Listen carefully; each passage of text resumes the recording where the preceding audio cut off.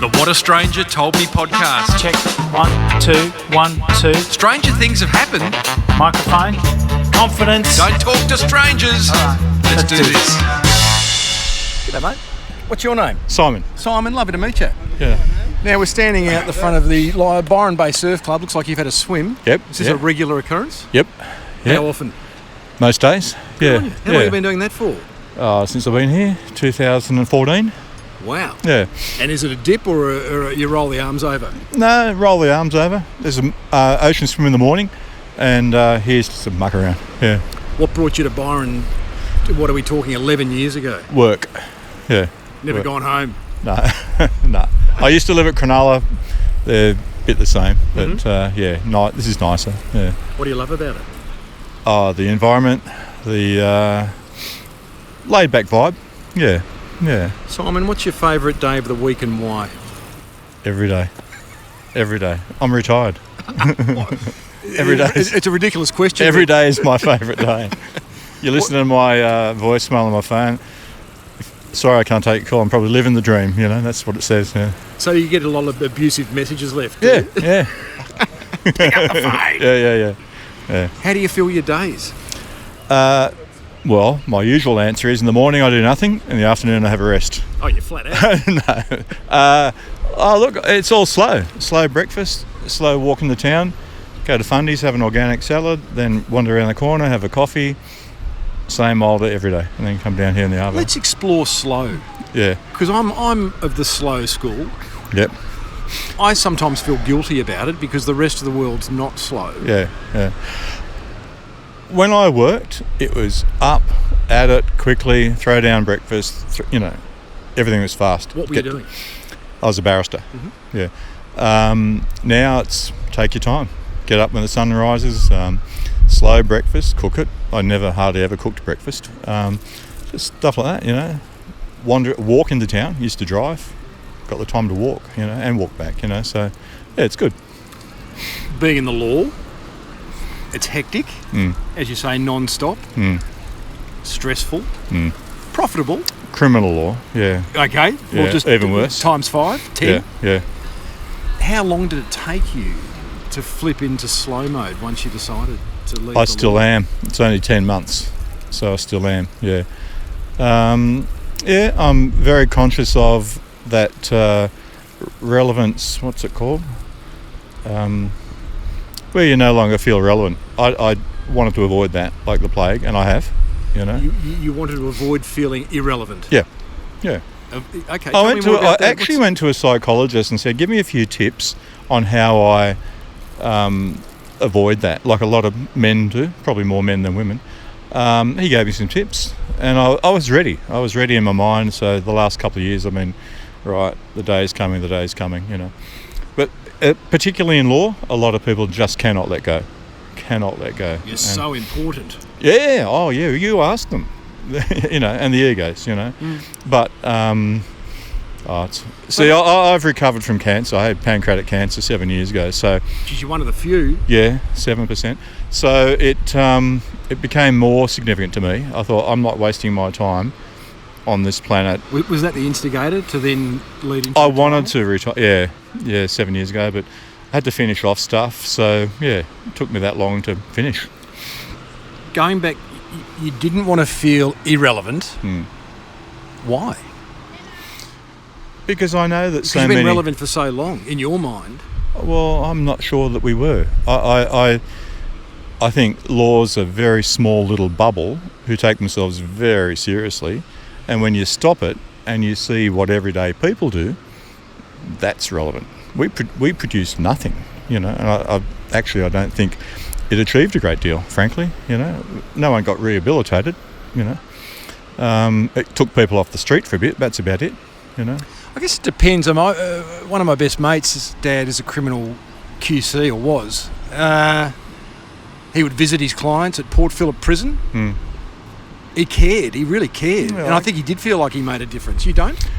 Look, I did. I've done both. I've prosecuted and defended. I think you do make a difference, but not in the overall long term. Our society doesn't get better because of what law does, I don't think. You get a result for a victim of a sexual assault, they feel you've made a difference. On the other hand, if some sexual assault criminal goes to jail, the victim thinks something's been done, but as this is a bigger picture, I don't think we do a lot. I want to get back to relevancy, but I want to go down the whole of your client. When you first meet your client, who may have broken the law, are you interested in whether they're guilty or innocent? No. I took a barrister is to particularly crime. You can't refuse a brief, because if we could refuse a brief, you wouldn't appear for pedophiles and blah blah blah. You wouldn't appear for anyone. Could you knock back a brief if you could hear it and then? You can only knock back a brief if you're double booked, or you have a conflict, or you know a witness. There's various rules, but no, generally not. I imagine your clients would occasionally say, I'm guilty or I'm not guilty. Did you ever actively ask? No, you don't ask. If they said, I'm guilty, but I want to defend it, you can still appear, but you're not allowed to then put to someone else that you did it or he didn't. You can't affirmatively put that, but you can test the Crown case, make them prove it, What case, and of course you won't mention names, but has left the biggest impact on you? All of the sexual assaults, child sexual assaults. 80% of my work and 80% of the district court work roughly is child sexual assault. Now, our society's got to do something about that, and it's not going to happen through the law. It's going to be... Do you have an idea? It's a societal change. It's got to be... we got to, first of all, ask why we have so much. You go to Finland, where my ex's family came from, you ask them, they don't have a lot of sexual assault, hardly any. Why do we have so much? Why do they have so little? Is it because we started off as Protestant Catholic colony? I don't know. I'm not religious. That's interesting. Let's not go there. I think you need to go there if you ask the question, because when you look at the the Royal Commission into Institutional Child Sexual Assault, you look at the most prolific offenders. They were clergy, by far the biggest number, and then other church associated people. Then you come down the ladder, Boy Scouts, sports teachers, blah blah blah blah blah. But to me, it's not insignificant that why are the religious people so overrepresented? When prohibition happened in the 30s and you couldn't buy grog, you could still buy grog under the in the black market. I feel it's the same. If you take something away from someone, the clergy had what are we going to call it? Give me the celibacy. Word. Celibacy put upon them. Well, it wasn't just the Catholics; they were probably the biggest, but other clergy. I think it's the whole guilt sin thing. I don't know.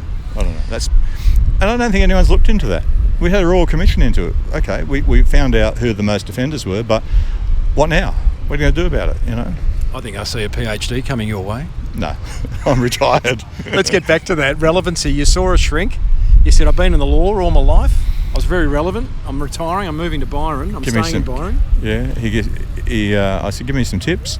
And he said, what are you doing here? You're the most grounded lawyer I've ever met. He said, I see a lot of lawyers and doctors and who have stressful lives, but I was at least willing to step forward and say, give me a few tips. I wasn't worried about it. I just thought, give me some tips, make it easy for me, And I think that's been a good thing. Would you mind sharing one or two? Tips? On letting go. Seriously, truthfully, in your heart, letting go. I don't identify it. It doesn't. When people say, "What do you do?" I used to say, "When?" Like, what, in the morning? What do you do? Well, what are you? I'm a father. I'm a son. I'm a scuba diver. I was being a smart ass, yes. but that's our society. What they identify you. What do you do? Who go to any party? The first thing they'll ask you, "What do you do?" And so, that's I think the biggest. Letting go of the ego, letting go of all that, as the Buddhists say. And words are cheap, and letting go is a beautiful phrase, and there's an energy attached to it that is quite loving and relaxing. But how do you actually do it? Like, actively, do you have to wake up in the morning and say, today I'm going to let go of something in particular? Or I've been culling my stuff that I never got to. Like, that's a physical... I don't need this. I never looked at it for months and never looked at it for years, and I'm getting rid of it. And cleansing yourself. Like, there's a lot of emotional stuff. There's a lot of physically getting rid of stuff, getting in the garden, everything's slow, looking at plants growing veggies, like it's...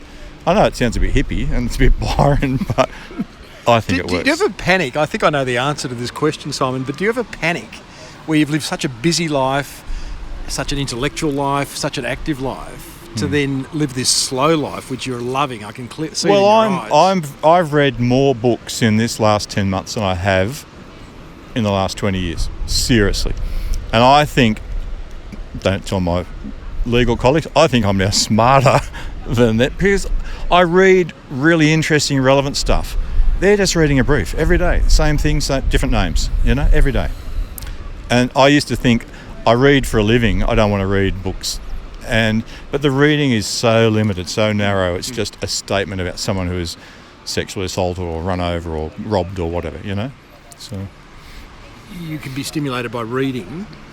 Is there any other ways? You now live in essentially a country town. Yeah. I go to the community centre here is really good for seniors. I don't like being identified, but they have a seniors group and they have African drumming every couple of weeks. I go to African drumming. That's good for their space. Listen, 12 months ago, you're standing in court in your wig and your robe and looking at the judge. Could you imagine that you were talking about being in Byron doing African drumming? Yeah. No, it's good. And I was going to do a guitar course. They cancelled, didn't have the numbers. But yeah, just getting involved. There's a million courses at the community college and a lot of them are good. And I want to do something creative where I can make something with my hands and go, look at that, I did that. I could walk out of court every day. I couldn't point to a thing that I did that. Yes, I got photos on my phone of people who've thanked me for, getting the result they wanted, but yeah. How beautiful. How wonderful. You're an inspiration. Thanks, mate. Just tell me one last question, because I have family in the law and I know various lawyers, and more often than not, they wish they'd gone down a different path, and they went down it because either they were smart and they should do law, or it's in the family, it's generational. I fell into either of those two? No. I wanted to be a music teacher at school. Why didn't you? Because all my mates left school, and I left school when I was 15. My mates left, and I thought, if you leave, you get it. Back then, you got a job. If you got a job, you got money, you got a car, you got a girl. That was it. It was as deep as that. Life's simple. Simple. So I was a labourer to begin with. Then I joined the police cadets. So I was a copper for 17 years. And then, because I did well at the academy, they pushed you towards prosecuting. And then I did law, and it was all accidental. Truly, it was accidental. Any regrets? I will say I enjoyed it, but I wish I had done other things. I would love to have done medicine. I'd sit in court and hear expert witnesses give evidence about stuff, and I thought, your job's more interesting than mine. I'd love to do that, all sorts of scientists, No,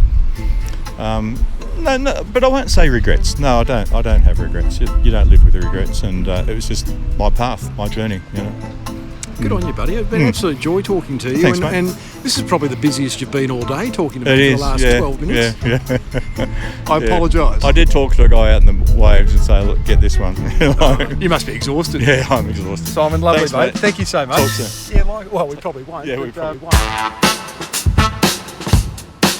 Thanks for listening, and don't be a stranger. If you've got a story you'd love the world to hear, then call us on 0489 272 286. Also, if you'd like us to chat to strangers in your town, or maybe you've got a conference you'd like a cast from, Then contact us at whatastrangertoldme.com. What a Stranger Told Me is made by Tim Reid and Jon Coghill. Music supervision by Dennis Folletto. Photography by Andy McCall and Will Reid. See ya.